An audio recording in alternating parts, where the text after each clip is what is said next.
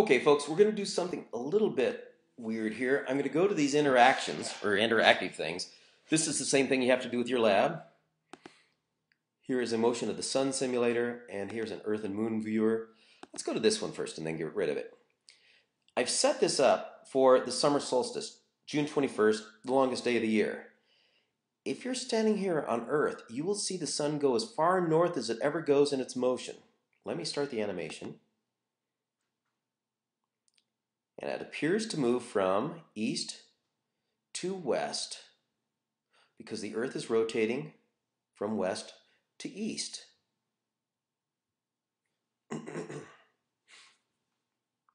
Notice the shadow. Again, this is just like a sundial. Now let me stop the animation and let's set it for 3 months later. June, July, August, September 22nd, 23rd.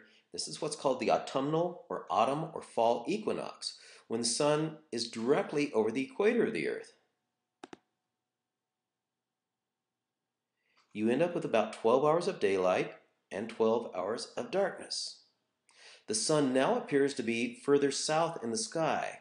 Notice the sun was up here before. It's further south. If you ever watch the sun out of your windows, in the summer it's fairly high. In the winter it gets a little bit lower. Let's stop and take this to the shortest day of the year in the northern hemisphere, December 21st or 22nd. 22nd was my mom's birthday. I love you, Mom. There we go. Take a look at the path of the sun now. This is just crazy. Now, notice that the sun rose right about there, and it goes down right about there. We have only this much daylight, and all this is darkness. And again, it gets worse if you get to the north. This becomes the winter solstice for us. Now, for Crocodile Dundee and Priscilla, Queen of the Desert, this is their summer solstice. It's completely the opposite for them, but this is written for the northern hemisphere. Let's move 3 months later, December, January, February, March. Somewhere in there about the same point. And, oh, close enough, who cares?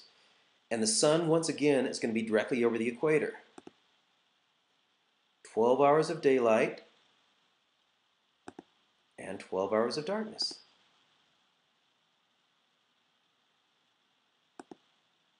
Very cool. Now, let's move this.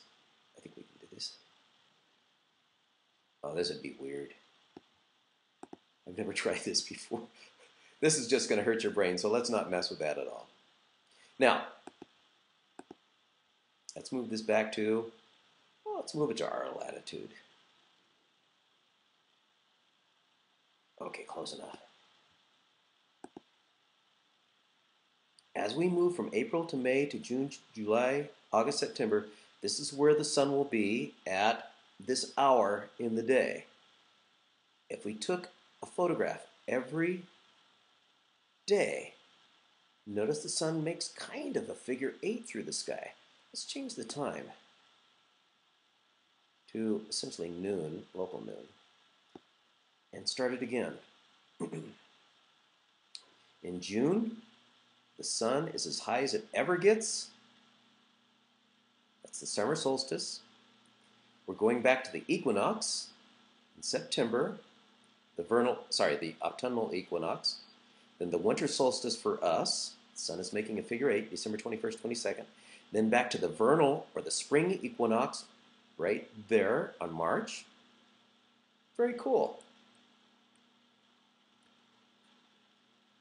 And another viewer. This is the view of the Earth right now. This is just so cool. What would the Earth look like from the sun? By the way, this is a weird projection. If you take the Earth and strip the skin of the Earth off like a globe and stretch it out into this Mercator projection, this is what you get. Again, notice because we are in the wintertime for us, but summertime for the southern hemisphere, Antarctica is in the sun. Penguins have their sunglasses on. They have SPF 40 on. This is what Earth looks like from the sun right now. Well, duh, it's all lit. Are you ever going to see the dark part of the Earth when you're standing on the sun? No, for two reasons. One, the sun is shining on this, and two, you'd be burned up. What do we look like from the moon? Well, this is going to change through a period of 29.5 days.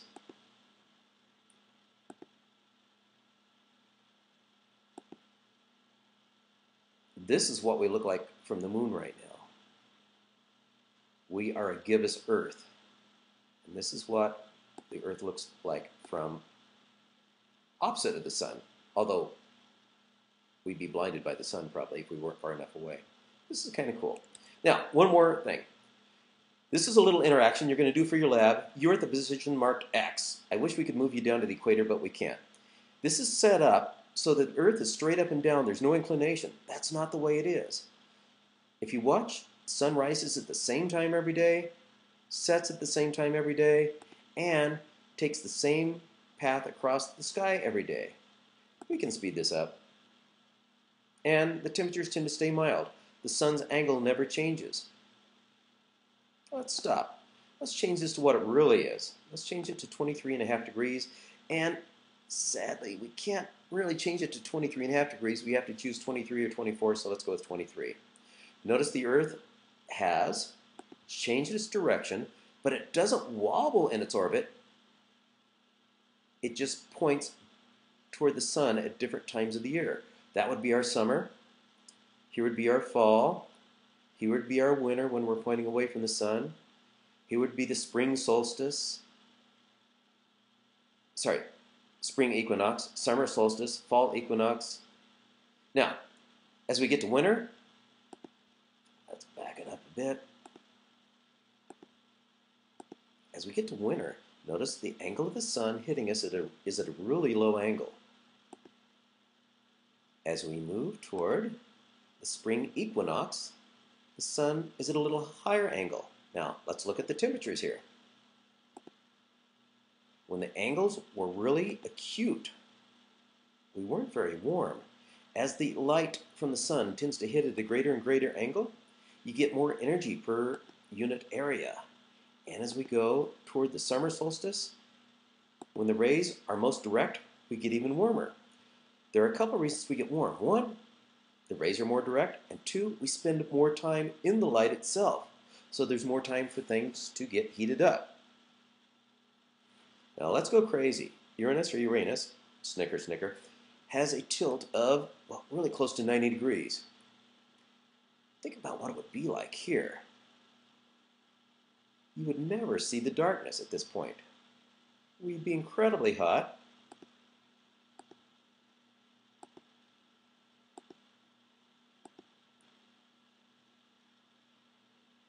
Incredibly cold. So without the tilt of the Earth, we wouldn't end up having seasons. Things would be pretty boring. Well, let's do Venus. 2 degrees. You get a very minimal variation in the sun's angle, very minimal variation in the temperature, and very minimal variation in the sun's rise and set. Kind of cool. Let's go back to the slideshow. These were all things that I was supposed to show you in the lecture, but I figured it was best to show them all at once.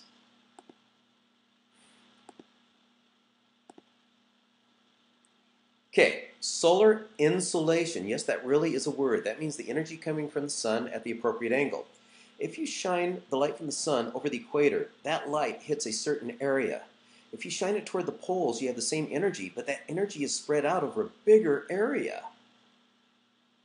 Which place is getting more light per unit of area? The equator. If you take a flashlight and shine it against a wall, perpendicular, that spot will be really bright.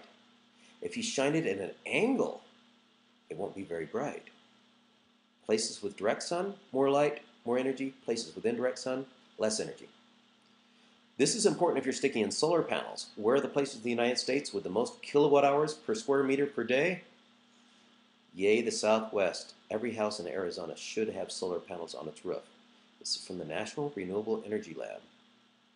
This is really cool. The United States could take advantage of solar energy. This is the number of hours of peak solar insolation per day. Now it's going to depend on the cloudiness of various areas. That's why even though these areas here are fairly close to the equator, they're not as dark colored or as with many hours because they have cloudiness going on. The Sahara, not so many clouds.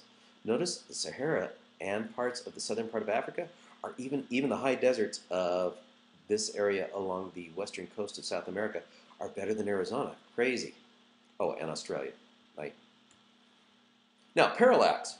Parallax is the apparent shift in something due to your own changing position. We also knew that the Earth was moving a long time ago. We should have known it anyway. Because as we go from one side of the sun to the other, when we look at near stars, the near star's position seems to change when viewed against the background. This is called parallax. Kind of a silly spelling with two L's in the middle. Just think of those L's as being these lines here, and they probably should be crossing.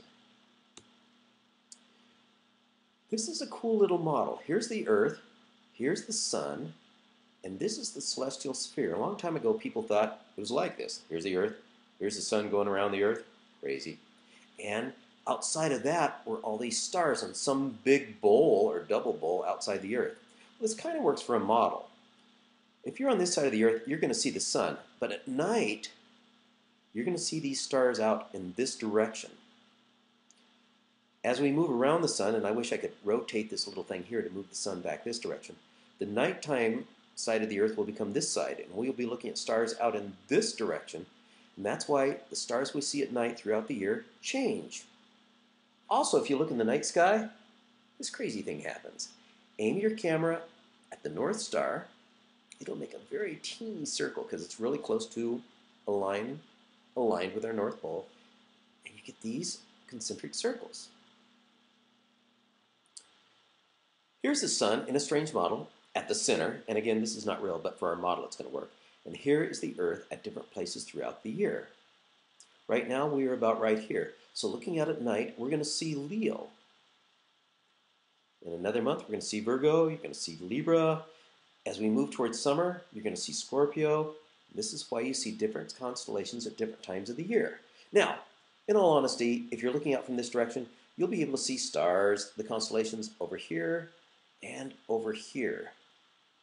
So this isn't quite accurate. But don't expect to see Aquarius when you're in February. Or in November, you're never going to see Scorpio out at night. This is just a handy little thing I thought I'd toss in. If you ever want to measure angular distances in the night sky, put your fist out. Hold it up to the horizon. Imagine where your fist ends. Stack your fist on top of that fist. And keep doing that. I doubted that this really worked. Put your fist up from the horizon all the way up to the zenith, or the highest point in the sky. You'll get about 9 fists in there. 9 times 10 degrees, 90 degrees. It really works. The little pinky is about 1 degree. And you've seen this before, so it's no big deal. Once again, zenith is the highest point in the sky. There are all kinds of other things, but we don't need to talk about those right now. We've already seen that. Now, perihelion and aphelion. The Earth does not keep its same distance from the Sun. We have a slightly eccentric orbit, which means the Sun is to one side of the wheel, the axle of our wheel. This would be a weird bicycle. You go up and down if this were our bicycle wheel. We are closest to the Sun in January, which is crazy because that's our winter. We are furthest from the Sun in July, and that's our summer. We really lucked out. Imagine if it were the opposite. We would be extra hot. We're going to stop there. There are only a few more slides, but I'm limited to 15 minutes per video.